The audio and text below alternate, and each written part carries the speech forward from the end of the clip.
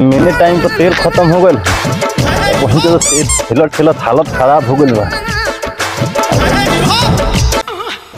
दे तो भाई एगो छोकरा का भल बा भाई काहे दूसरा के ले तनी का कहले भरा ये भाई बात तो सही है। अरे बाबा बुझाता है गांव में कोनो मिस्त्री उस्त्री नहीं खोल सकता का भल बा बताबो तुम भाईला लेखा भइल बाटे अब के तेल डलवा कोई नहीं 60 रुपया के हां चलावते आओ दिन तले भूख दे के जन काहे बंद हो गइल हियो समझे में नहीं आव तेल बाकी नु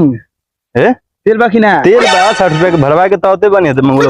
ठीक करो को स्टार्ट करके देखा तनी साथ होता कि ना कब मिस्त्री होगा हां तो चालू करके देखो हां करो तनी देखो देखो ये फंस गया।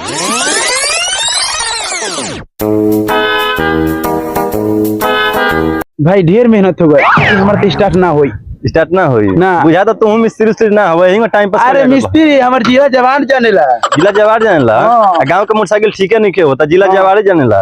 ना हो भैया किको मालूम ना चले भैया इज्जत चल मालूम हाँ, इज्जत इज्जत चल ऐसा इज्जत लेके जाए कि तोर दुकान पे एगो मोटरसाइकिल सर ना होई है इज्जत का सवाल बनू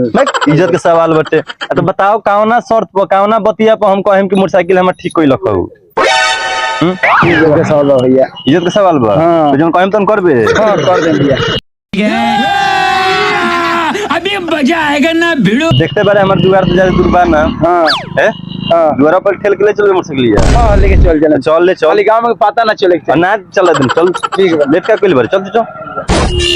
चल धान तो जा